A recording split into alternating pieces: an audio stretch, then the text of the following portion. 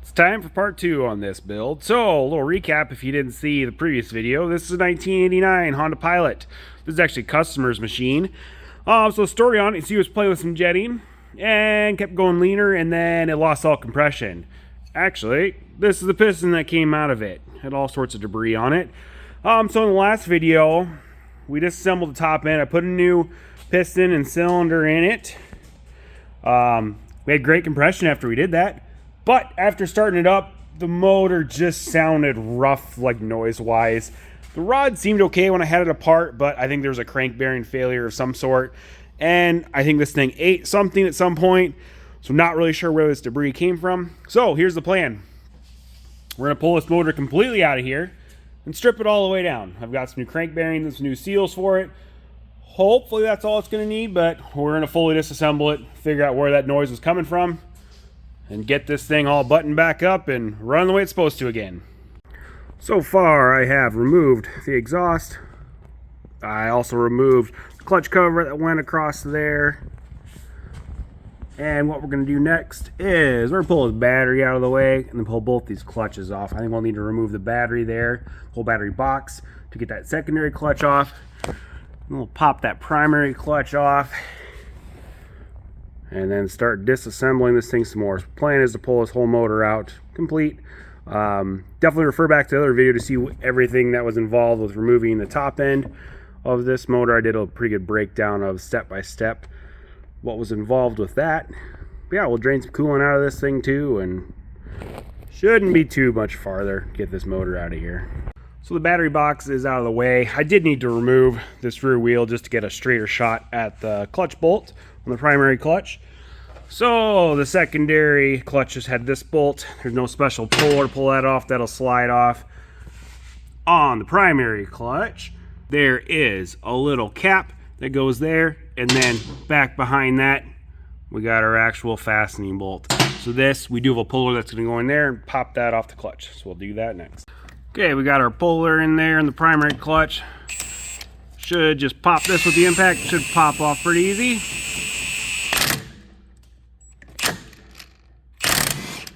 There it went.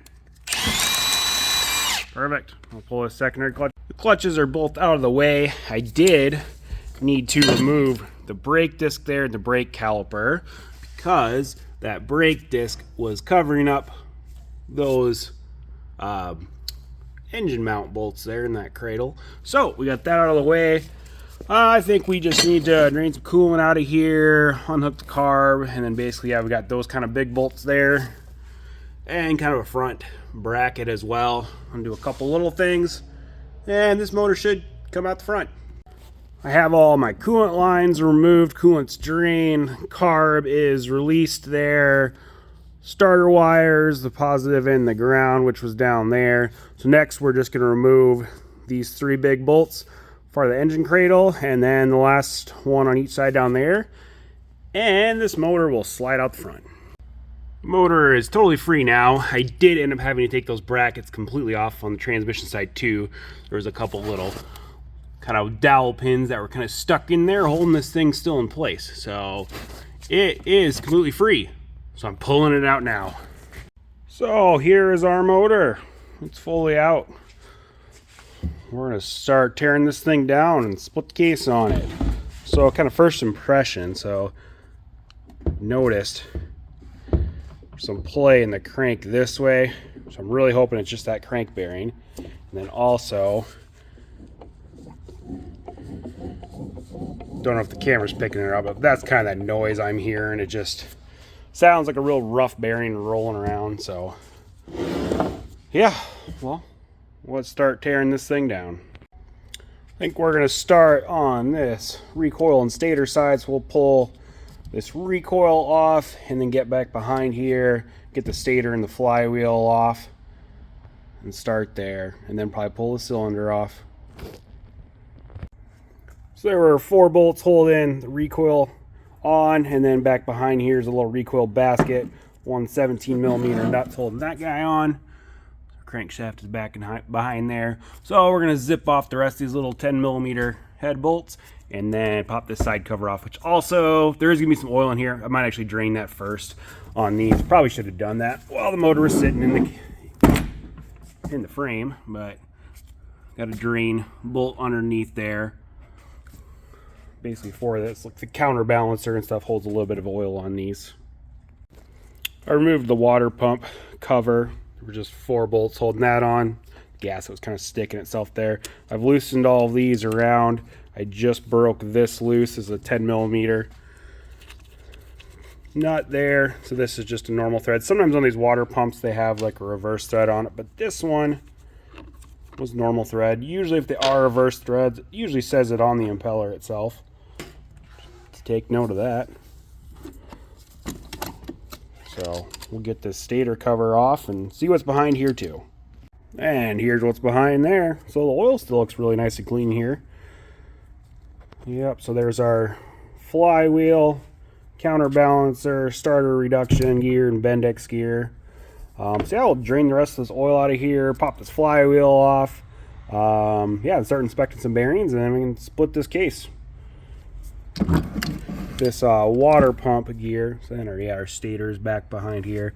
The water pump gear's got a slot to it, which matches up down inside there. There's a little pin that lines up on that slot to drive the water pump. I'm going to pull this flywheel off now. Normally on these flywheels, there's a special puller that threads onto there, which this happens to be a 30mm by 1.5, which I thought I had all the pullers on hand, but I don't have this specific one. So it's kind of an odd size puller. So we're going to use kind of the universal flywheel puller here. So we'll thread this in here. I've removed 2 bolts that hold on that back starter gear. So we'll run this in there, and this thing should pop right off though. It was pretty stuck on there, but I got it off. Ended up having to add a 3rd bolt in there with 2 of them. I wanted to twist my puller there a little bit, but I just popped it off. Another little trick. So I put the nut back on there just to help save the threads and everything.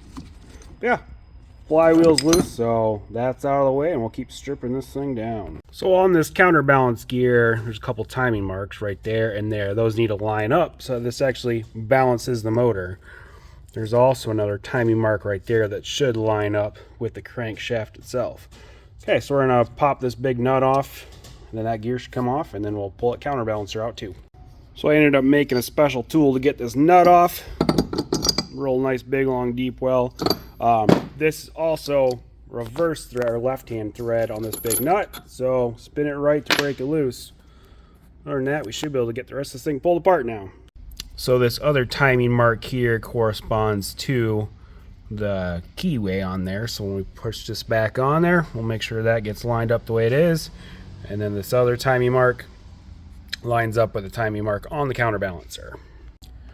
The counterbalancer came out really easy. These bearings look real nice. This one spins really smooth. This gear is just pressed onto a spline. This one's being kind of a pain to get off. I think my plan is right now is we're gonna pull this cylinder off and start splitting this case, and then I should be able to tap this way and pop this back off once that crankshaft is allowed to go in a little bit.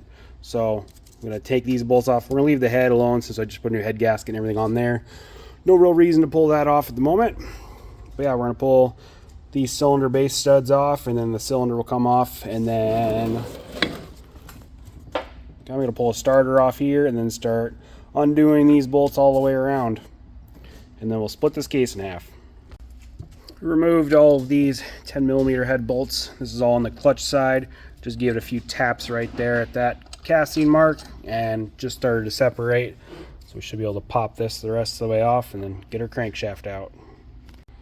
Well, I got the cases split there. That side came off pretty easy. This bearing definitely feels a little rough. This gear's still fighting me. I've been tapping here, trying to get it to pop out, but I think I have to put it in the press and see if we can press it the rest of the way out. Yeah, it just does not want to come off very easy. Well, yeah, we're gonna try that next, and that's the last thing to get out, and then this thing's all the way broken down. Oh, finally got it out. So here's that gear. Back behind there, this crank seal was all sorts of chewed up. And bearing definitely sounds rough in there, so I feel like that's the source of my noise. I'm a little concerned about this crankshaft. I feel like there's just the tiniest amount of play in it, though. We'll think about that one for a little bit. Well, let's get all this stuff cleaned up, get these old bearings pressed out of here. Just pressed out one of the crank bearings on here. I think that was definitely the noise I was hearing. These things, whoops, definitely have some roughness to them.